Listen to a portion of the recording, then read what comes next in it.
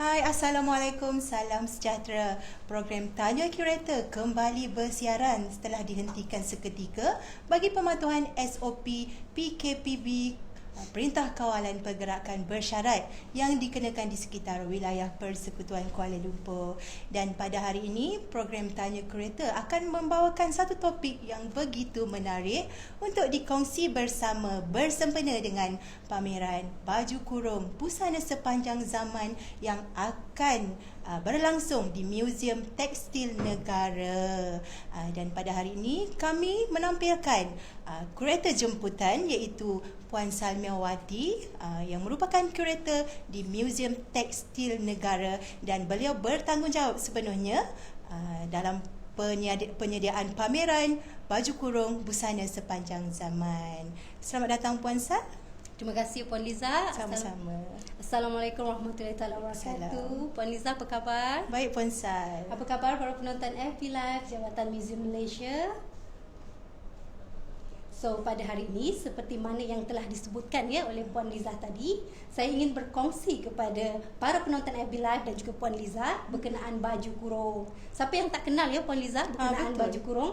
Baju kurung ni merupakan pakaian yang sangat sinonim dengan rakyat Malaysia dan menjadi salah satu pakaian kebangsaan di negara kita Dan apa lagi untuk Tanya Curator pada kali ini adalah sebagai promosi kepada pameran baju kurung busana sepanjang zaman yang akan berlangsung di Museum Tekstil Negara dan akan dibuka kepada orang ramai dan akan dimaklumkan dari semasa ke semasa.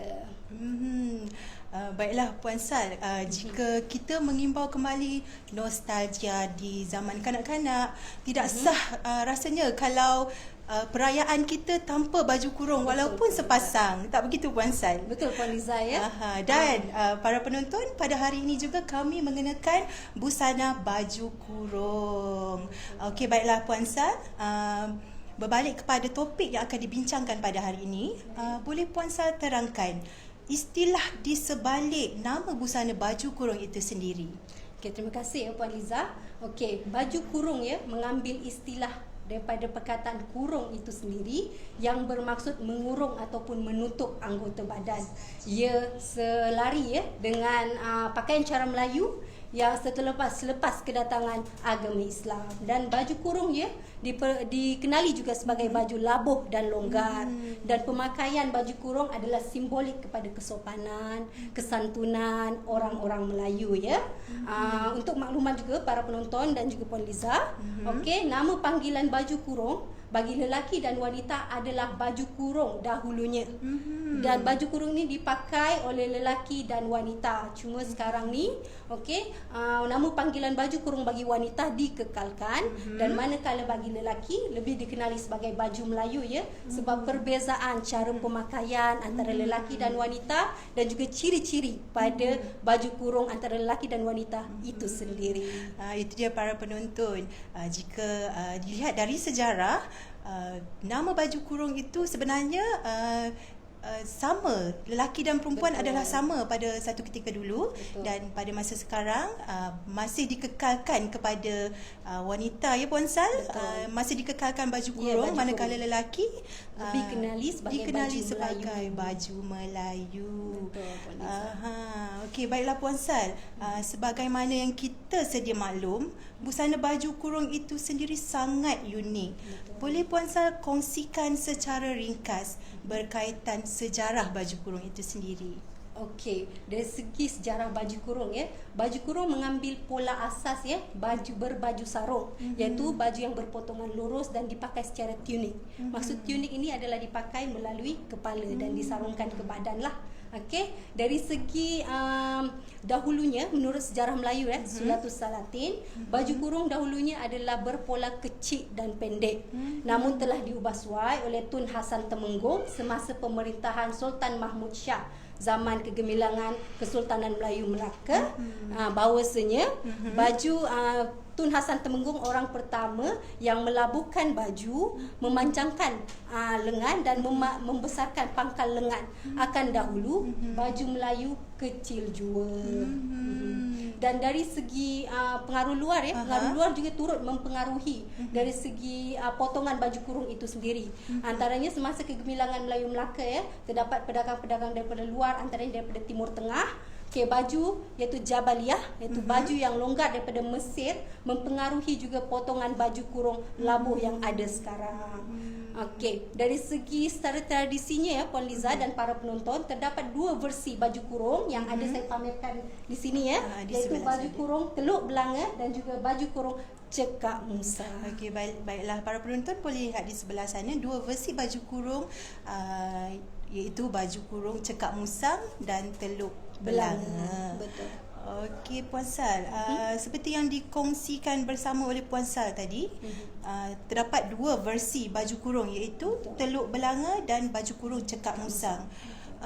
Antara kedua-dua baju kurung ini kan Puan Sal, yang manakah lebih awal direka dan dipakai?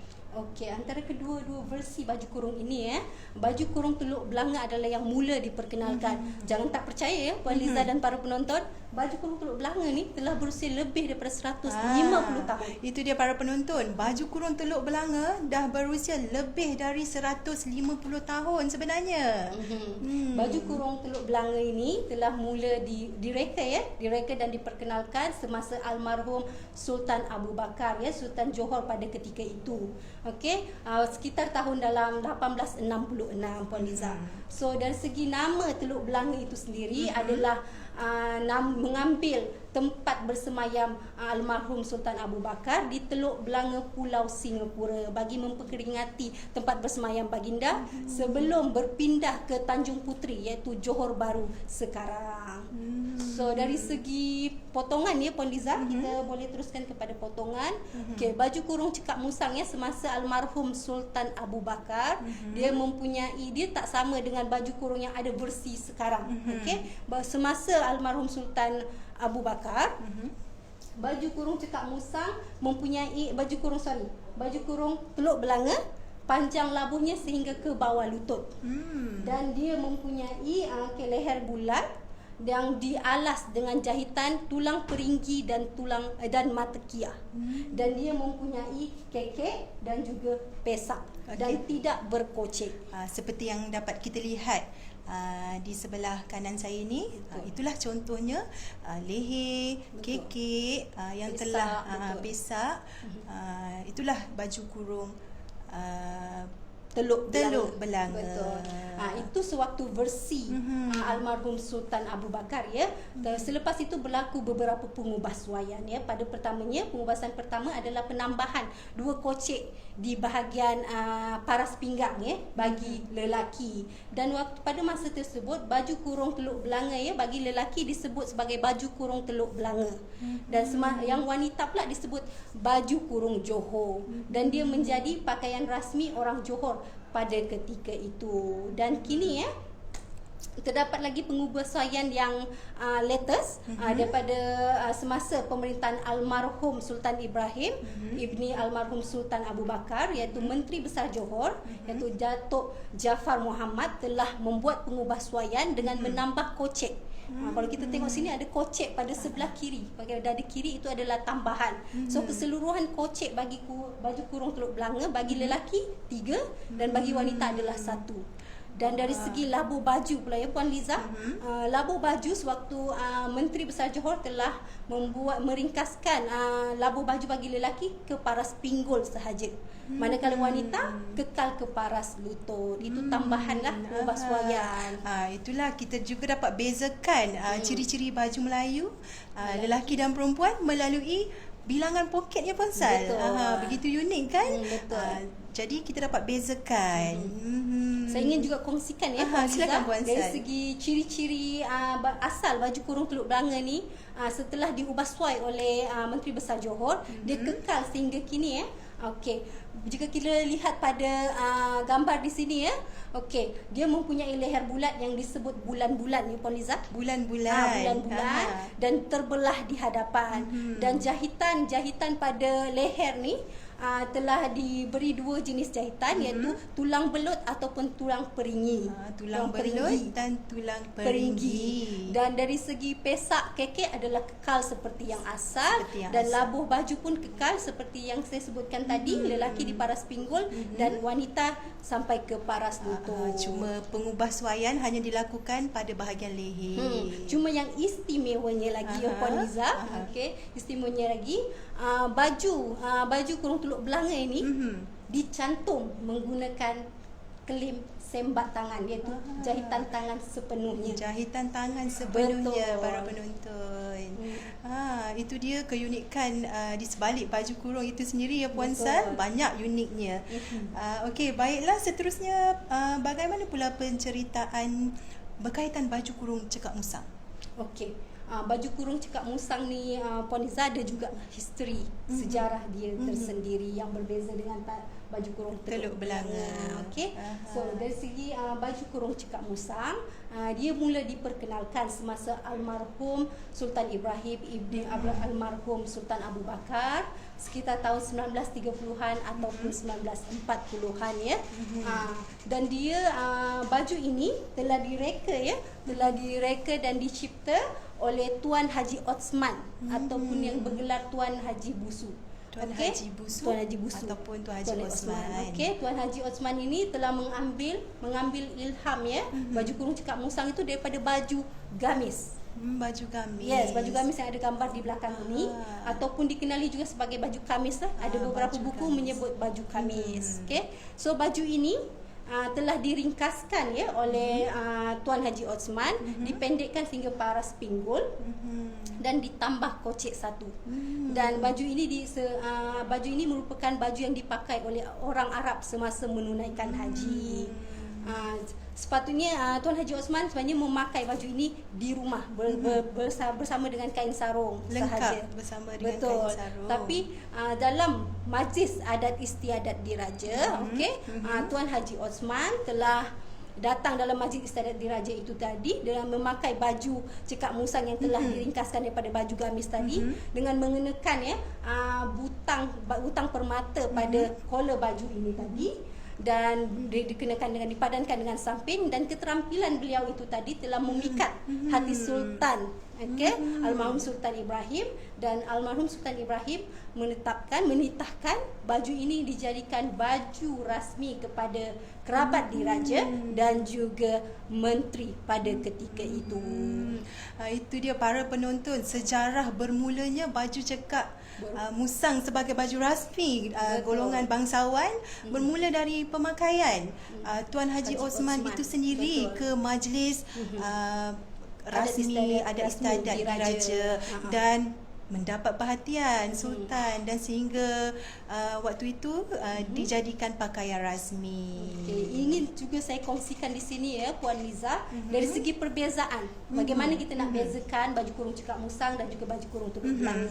Saya pun nak tahu juga tu, macam mana nak beza ciri-ciri baju kurung cekak musang dan baju kurung teluk belanga tu. So untuk para penonton dan juga Puan Liza, dari segi potongan hampir sama. Baju kurung cekak musang juga mempunyai pesak kekek. Yang membezakan dia adalah pada collar baju itu sendiri ya. Baju kurung cekak musang mempunyai collar bulat tegak berdiri. Tegak berdiri maksudnya dia berdiri di sini, dan kalau ikut tradisinya dia selebar 2 jari. Selebar 2 jari. Sebab orang dahulu suka menggunakan anggota badan sebagai pengiraan. Kan? Sejengkal 2 jari betul. macam tu. So tapi dari segi bersih kita sendiri sekarang ni dia dalam 2.5 cm. Lebih kurang 2.5 cm ukuran tinggi collar baju tu, dan dia dirapatkan menggunakan kancing ya.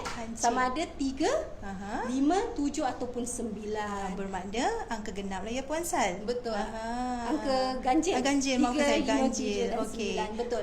Dan biasanya bagi kerabat di raja, mereka menggunakan kancing sebanyak 5 ataupun 7. Itu membezakan antara kerabat. Betul. Golongan kerabat kebiasaannya menggunakan 5 hingga 7. Betul.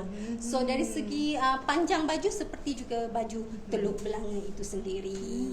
Dan baju kurung cekak musang kini bukan saja dipakai oleh masyarakat di Johor, tapi kini dia menjadi pilihan kepada raja-raja Melayu sebagai persalinan lengkap raja-raja Melayu. Dan boleh juga dilihat oleh orang kebanyakan kini baju kurung cekak musang ni lebih dikenali sekarang sebagai baju Melayu. Baju Melayu.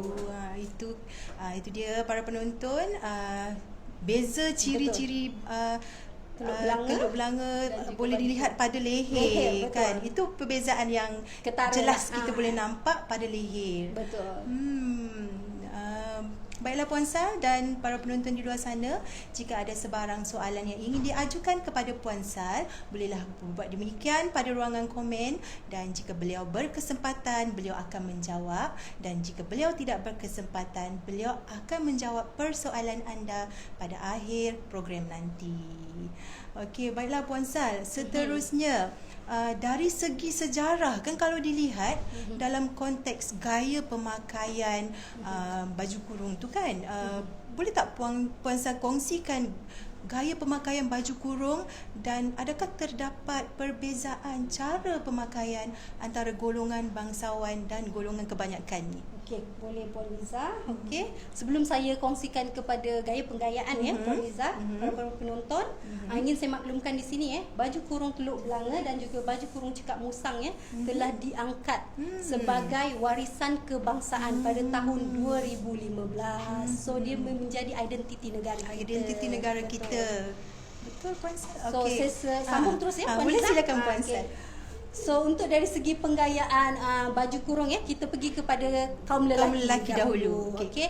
Penggayaan baju kurung, biasanya baju kurung cekak baju kurung Teluk Belanga biasanya dipakai sedondon dan tidak sedondon. Okey, kita boleh tengok di gambar ni. Gambar hitam putih ni dipakai sedondon. Okey. Dan biasanya dipadankan dengan seluar potong Cina dan bertongkah.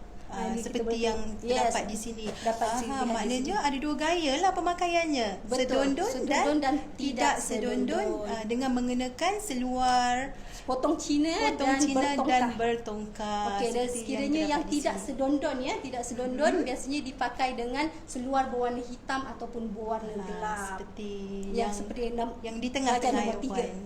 Okey. So dari segi gaya pemakaian bagi kaum lelaki, sebab biasanya kita mempunyai dua gaya, sama ada berdagang dalam ataupun berdagang luar. Jika kita tengok daripada gambar nombor 1 ni adalah berdagang luar. Maksudnya samping tu diletakkan di luar baju. Gaya berdagang dalam gambar Raja 2 dan 3, iaitu baju samping tu diletakkan di dalam baju. Okey, jadi seperti persoalan Puan Liza tadi, ada tak beza? Beza dia tu, kita nak tahu beza. Macam mana kita nak recognize ini orang biasa kebanyakan ke bangsawan? Kita pun tak tahu kan. Boleh. So apa ciri-ciri yang membezakan dua golongan tersebut? Boleh Puan Liza. Okey, untuk makluman para penonton dan juga Puan Liza sendiri, so untuk membezakan golongan atasan dan juga orang kebanyakan, dia dibezakan melalui cara memakai samping itu sendiri. Sekiranya dia berdagang luar seperti gambar ini, dia adalah golongan istana ataupun golongan bangsawan. Okey, seperti yang kita boleh lihat kalau hari raya kita tengok kerabat diraja Johor suka memakai pakaian tidak sedondon dan berdagang luar. Itu untuk kerabat diraja dan itu bangsawan. Betul, ciri yang untuk dikenal pasti. Betul. Kan? Dari segi orang kebanyakan pula akan memakai kain samping berdagang dalam, sama ada sedondon ataupun tidak sedondon. Itu dari segi baju kurung Teluk Belanga Puan Liza. Dari segi baju kurung cekak musang, di ujung sekali gambar Raja nombor 4 itu tadi. Okey, seperti saya sebutkan tadi, ia menjadi pilihan raja-raja Melayu dalam membuat persalinan baju kurung cekak musang. Biasanya dia dipakai 5 persalinan lengkap iaitu terdiri daripada baju, seluar, samping, bengkung dan juga desta. Persalinan lengkap. Betul. Kalau orang kebanyakan pun kita ada tengok juga Puan Liza. Ada tapi juga. Biasa menjadi raja sehari di majlis perkahwinan. Hanya biasanya untuk majlis raja sehari sahaja. Betul. Okey, itu dia kalau kita nak membezakan golongan bangsawan yang kebanyakan melalui cara pemakaian samping. Baiklah Puan Sal, bagaimana pula dengan pemakaian baju kurung oleh kaum wanita. Okey, sini saya kongsikan sedikit gambar macam bagaimana penggayaan baju kurung wanita. Sama juga seperti baju kurung lelaki, penggayaan lelaki, baju kurung wanita juga dipakai sedondon dan tidak sedondon Dan tapi mempunyai pelbagai jenis gaya Seperti gambar yang pertama tu adalah gaya berdagang luar. Berdagang luar, dan gambar kedua pun sama, berdagang luar. Dan gaya berdagang luar ni dipakai oleh orang, biasanya dipakai oleh semua masyarakat apabila berada di rumah kan, buat itu. Tapi apabila keluar daripada rumah, okey, kain yang dipakai berdagang luar itu tadi dijadikan penutup kepala bagi menutup aurat, dan juga kadang-kadang oleh sinaran matahari seperti gambar ketiga. Kita panggil dia sebagai berkelubung. Berkelubung menutup kepala. Nampaknya dekat situ kita boleh tahu yang ciri-ciri baju kurung ni mementingkan kesopanan dan menutup aurat, di mana kain yang dipakai di pinggang diletakkan di tangan, dan jika keluar rumah wanita akan memakainya sebagai kelubung penutup kepala. Dan ada juga kain tu diletakkan di bahu sebagai selendang. Dan saya lihatkan gambar seterusnya Puan Liza. Ada juga kain berdagang luar ni diletakkan di bahu sebagai selempang, sebagaimana yang kita dapat lihat di sini.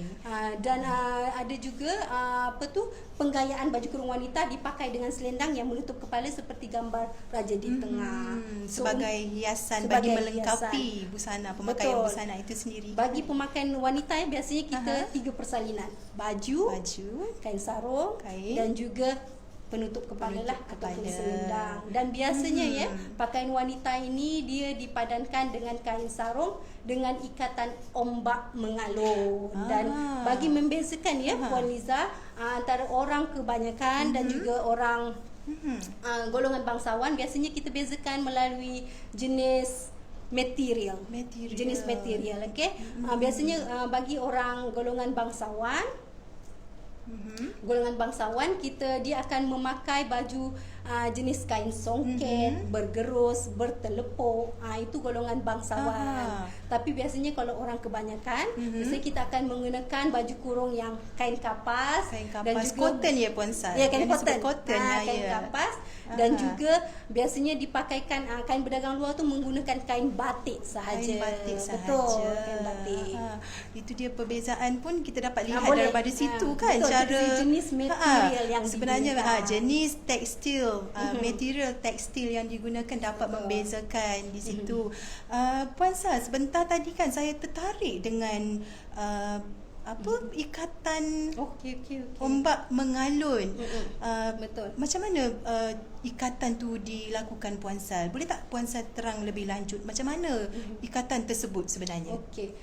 Untuk makluman para penonton dan Puan Liza, ikatan ombak mengalun ini dipakai sama ada baju kurung Teluk Belanga ataupun baju kurung Cekak Musang menggunakan kain ikatan ombak mengalun dahulunya sebelum penggunaan kita guna zip, ada waistband di cekak pinggang So saya ingin terangkan sikit mengenai ikatan ombak mengalun. Anda boleh tengok daripada koleksi yang ada di sini. Okey, ikatan ombak mengalun ni sebenarnya adalah menggunakan kain sarung yang dilipat dilipat. Biasanya lipatan itu Puan Liza bernombor ganjil. Sama ada 3, bernambah ganjil juga. 3, 5 ataupun 7. Dia berdasarkan kepada pinggang seseorang. Fizikal. Kalau pinggang dia ramping sikit, bolehlah 7 lipatan. Banyaklah lipatan yang akan digayakan. So dari segi lipatan ini, dia akan diikat di bahagian pinggang dengan menggunakan tali kendit. Tali kendit. Tali kendit. Selepas itu tali kendit tu sebenarnya adalah tali yang diperbuat daripada kain juga. Sebagai ikatan mengikat untuk mengukuhkan tali pinggang sebenarnya. Zip semua sekarang kan. So kenapa dipanggil ombak? Kenapa Puan Sal? Saya teruja nak tahu kenapa dipanggil ombak mengalun.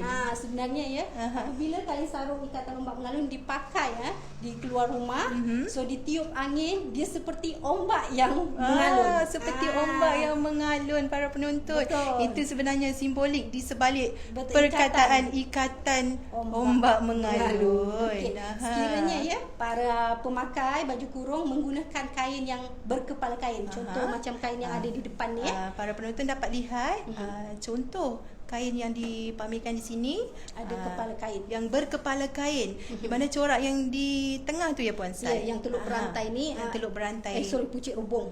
Pucuk rebung. Okey. Akan dipakai di akan sebelah depan dipakai ke di belakang? sebelah belakang. Itu dia. Kepala kain akan dipakai di sebelah belakang ikatan ombak mengalun tu tadi. ikatan. So ikatan ombak mengalun ni pula biasanya diletakkan di rusuk kanan. Di rusuk sebelah kanan. Para pemakai kebiasaannya lah. Boleh je Kebiasaan letakkan jika kiri, kanan, orang kanan. pemakai tu kidal, mungkin dia boleh letak di betul. sebelah kiri Tapi mengikut kebiasaannya keselesaan sebelah kanan lah. lah. Kebiasaan di sebelah kanan. Betul. Puan Sal, kita dimaklumkan terdapat soalan dari para penonton. Kenapa dipanggil cekak musang? Saya rasa Puan Sal dah huraikan tadi, tapi tak apa, boleh je sekali lagi jelaskan kenapa kita panggil cekak musang. Okey, dari segi panggilan cekak musang tu tadi, saya sebenarnya kurang juga mengetahui kenapa dipanggil cekak musang ya, sebab dia just mengambil potongan daripada baju gamis yang saya sebutkan tadi. So, nama panggilan tu tak apa, saya akan kenal pasti selepas ini, dan mungkin saya akan maklumkan kepada penonton-penonton kenapa dipanggil cekak musang. Okey, baiklah Puan Sal, saya rasa ada apa-apa yang ingin Puan Sal kongsikan lagi bersama para penonton? Rasanya dari segi baju kurung, yang penting kita sekarang ni kita tahu ya, ada dua versi baju kurung yang ada. Dua versi baju kurung yang ada sekarang, iaitu baju kurung Teluk Belanga dan baju kurung cekak musang. Baju kurung Teluk Belanga dan cekak musang antara yang kita dapat lihat lah kan sekarang. Okey, nampaknya kita ada lagi soalan daripada para penonton. Okey, saya rasa perkongsian yang begitu padat ya Puan Sal. Kalau nak ikutkan, masa tak cukup kan Puan Sal. Tapi tak apa, nanti para penonton di luar sana boleh lagi mengetahui dengan lebih lanjut berkenaan baju kurung. Memandangkan Muzium Tekstil sendiri akan mengadakan pameran baju kurung yang busana sepanjang zaman yang akan dimaklumkan kemudian tarikh dan waktu yang akan diadakan. Okey, Puan Sal, saya rasa kita pun dah berada di penghujung rancangan. Jadi apakah harapan Puan Sal dalam melestarikan pemakaian baju kurung pada masa kini? Okey, bagi pandangan saya ya, okey, kita inginkan pemakaian baju kurung ini kekal relevan ya, bukan saja sebagai pemakaian harian kita, dia juga sebagai kita punya jati diri. Okey, jati diri dan identiti kita sendiri. Biarkan kita sampai dikenali di peringkat antarabangsa melalui baju kurung.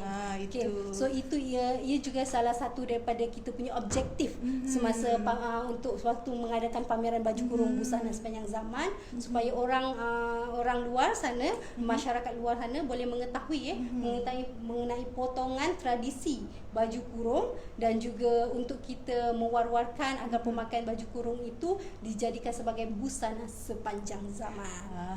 Itu dia harapan dari Puan Sal. Jadi lepas ni kita sama-samalah ramai-ramai pakai baju kurung, tak kisahlah walaupun bukan di hari perayaan ya Puan Sal. Okey, baiklah para penonton. Saya rasa di sini saja perkongsian kita pada hari ini, dan jangan lupa untuk mengikuti perkembangan terkini berkaitan program dan aktiviti anjuran Jabatan Muzium Malaysia melalui website www.jmm.gov.my, dan jangan lupa juga untuk mengikuti sosial media rasmi kami seperti yang tertera di kaca TV. Dan Okey. jangan lupa juga Puan Liza Jangan untuk lupa juga. mengikuti media sosial National Textile Museum. Jangan lupa Okey. klik butang like dan follow Instagram untuk mengetahui Ya, update betul. bila pameran baju kurung betul. Pusat Sepanjang Zaman akan dibuka. Dan saya juga mendapat makluman Puan Sal, sebenarnya pameran ni dah ready Yes, betul. untuk dibuka kepada publik. Kita menunggu keadaan semasa saja, Puan betul. Liza. Sebab kita mematuhi SOP Betul, PKPB ni, kita terpaksa tangguhkan dahulu. Okey, baiklah Puan Sal. Pesanan saya, teruskan kesetiaan anda bersama program Tanya Kurator pada siri-siri yang akan datang dengan tajuk yang menarik untuk dikongsi bersama, dan kami tinggalkan dengan hashtag Museum Kita, Tamadun Kita. Bye.